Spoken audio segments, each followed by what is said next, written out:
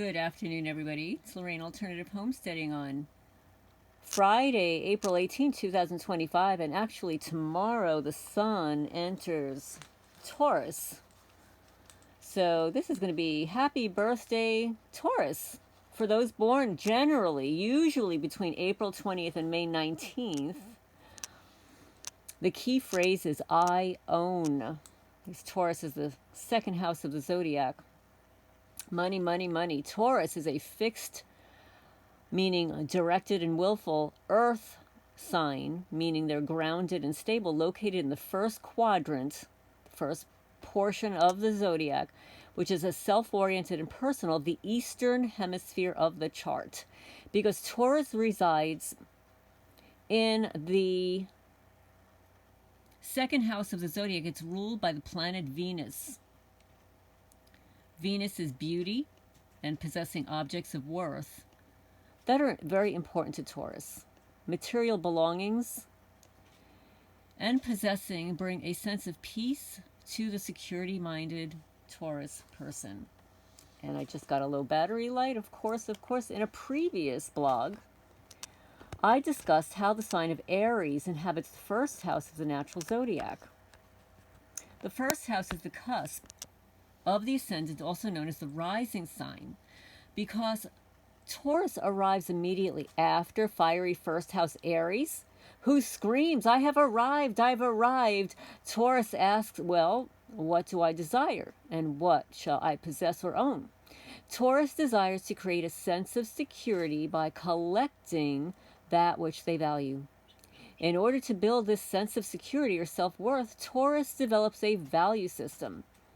That value system usually includes people, objects of lasting beauty, sensuality, and the sense of touch, sensual pleasures including food, jewelry, furs, beautiful surroundings, etc., and the need to vocalize, because Taurus rules the throat, desires, and a love nature. The ability to earn an income and special talents may all be found in the second house of the natal chart. Venus, Taurus ruling planet, also reflects ability and how we socialize. Taurus is also a gardener of the zodiac and loves nature. So if you have no planets in your second house, look to where the ruler of that house, the cusp of the ruler, is located. And along with its aspects, this will provide a glimpse of where your talents, values, and earning potential are derived. So let's see what else we've got here for Taurus. When you have your moon, if you've got your moon in the sign of Taurus, this is a very fortunate placement for the moon. You're determined, trustworthy, patient, resourceful. You're affectionate and sensitive in love, and you're warm and caring. Some might consider you to be conservative, yet that is because you take time before jumping into any fire. Sensual by nature, being touched and feeling, quote unquote, is important to your emotional well-being. If your Mercury, the way you think and speak and formulate ideas, is in the sign of Taurus, you are prepared and a practical mind serves you well. Your memory retains information easily and you possess a retentive mind. Depending on aspects of Mercury, your voice is soothing and melodic. Some say this Mercury placement is stubborn. Yet it's more likely that Taurus has considered all the other options and has already decided upon the best one. You are unlikely to change your mind once a decision has been made. So if you've got your Venus in the sign of Taurus, you may be affectionate, romantic. You may be generous to a fault, readily buying the object of your affection flowers, candy, and expensive gifts. You're attracted to great food, music, art, and luxury items, and value others who appreciate the same. This is a wonderful placement for Venus to attract love and money. Well, if you have your Mars, Mars is how you go after things, your energetic level, if you're a man, how you sex your partner. When Mars is in the sign of Taurus, you are slow to warm up. But once you decide upon a direction or develop an idea, you are unwavering in pursuit. You're determined, persistent, and fearless. This is a very earthy, passionate, possessive, sensual, and sexy placement for Mars. Your sexuality is strong and steady. The expression, keeping your eye on the prize, resonates with Mars in this sign.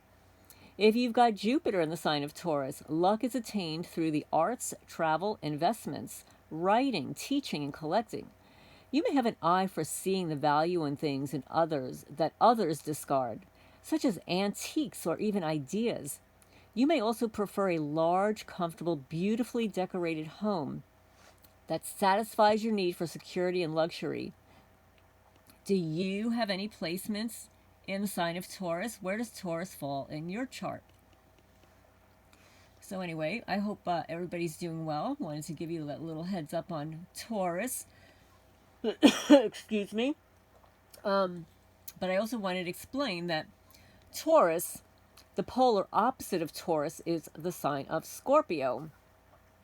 And we discussed, I think it was the end of last year when I was talking about Scorpio, we already discussed the Scorpio-Taurus relationship axis, and it's no different for the Taurus-Scorpio relationship axis, except that the sign rising on the sign of horizon at the time of birth would normally be Taurus, and then Scorpio on the descendant, rather than Scorpio on the ascendant and Taurus on the descendant.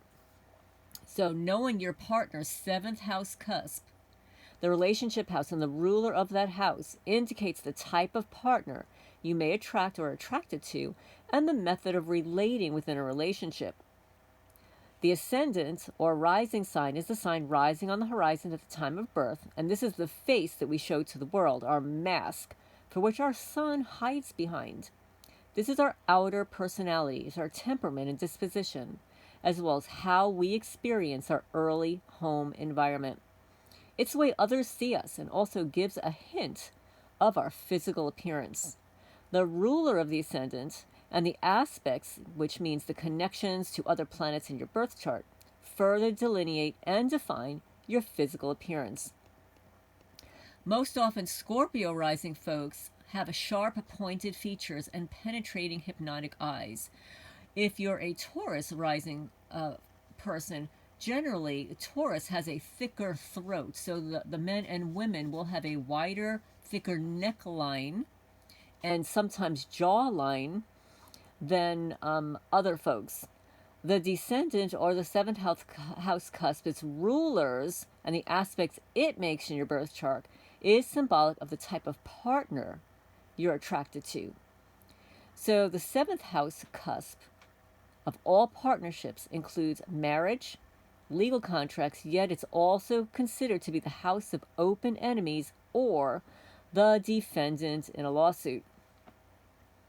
And Scorpio and Taurus, ruler is Venus. When there are contacts in the chart with Venus-ruled Taurus on the descendant, you seek an affable, loving, charming, graceful, and attractive partner.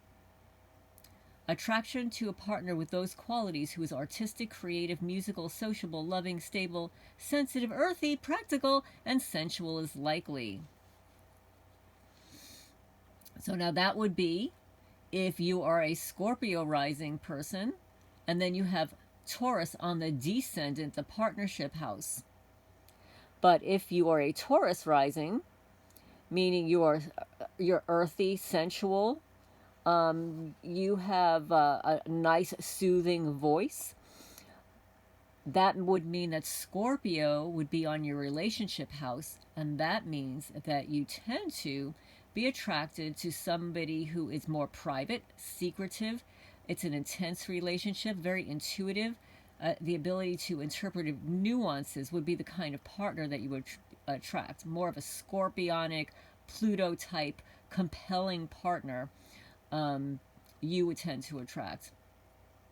So if you have a Scorpio ascendant rising, knowing your partner's Venus placement, the aspects it makes will reveal how much or how well that person will treat you in a relationship and how they will act in a relationship with you. Because Venus is what we value and what we are attracted to. So in a man's chart, the quality of his Venus sign, so knowing where your guy's Venus is in his birth chart, reveals the type of partner that he's attracted to and values, while Mars demonstrates how he pursues who he's attracted to and how he will sex his partner along with other aspects. And oh, isn't that exciting bit of information? I know it's a little too much more information than you wanted to know, right? Okay, so in the female chart, Mars is symbolic of her ideal masculine image, what turns her on, while her Venus placement reveals the qualities of the partner she's attracted to and values. So for a Scorpio ascendant, the opposite of Taurus, they would attract a partner who has Venus prominent in their chart. A prominent Venus would be in aspect to the Sun, Moon, Mars, or elevated, meaning high up, in conjunction to the MC, the top of the birth chart, or conjunct or ruling the ascendant, meaning the chart ruler would be either Taurus or Libra, because Venus rules both Libra and Taurus. Or the descendant, if your descendant is Taurus or Libra, that would be a Venus ruling sign. So I hope you found this interesting. So knowing the date, time, and place of your birth is very important in making the determination of your ascendant or rising sign. Everybody tends to know what their sun sign is. Like if you ask somebody, well, when were you born? They'll say, well, I'm a Taurus, I'm a Gemini, I'm a Cancer, I'm a Leo. Everybody seems to know their sun sign, but they don't usually know all the other aspects in their birth chart, which actually makes up you, your personality, the distinct you. Which is why when people know your date, time, and place of birth, they're able to draft your birth chart, pull up your birth chart, the chart wheel, like the pizza pie, like the 12 slices of the chart. They can see what you are like at the time of birth and can predict somewhat. They can sense what your life path will be based upon the placements of the planets at the time you were born. That is an imprint. It never changes. But the only thing that changes is, over time, your stationary birth chart will progress. So every day, every week, every month, every year, your chart moves just a little bit, but you never lose the imprint of the chart that you were born with. So then what astrologers do is they will superimpose the progressed chart onto the birth chart and see if there are just aspects that the progressed planets make to the natal planets, and see what's happening in the person's life at that time. So any of you have questions or comments, I just want to tell you that the key words for Taurus, again, are loyal, dependent, sometimes a little stubborn. Especially Taurus men can be extremely sensitive. Taurus men are the type of men that will cry. You know, there's some men that will never cry, but a Taurus man and a Cancer man, two of those types of men are the criers of the zodiac. So they get very emotional, extremely sensitive. So if you're a Taurus, leave a comment down below. And if you're married to or been in a relationship with a Taurus, leave a comment down below. If you know your birth chart and know where Taurus is in your chart, leave a comment down below. Look forward to talking to you guys soon.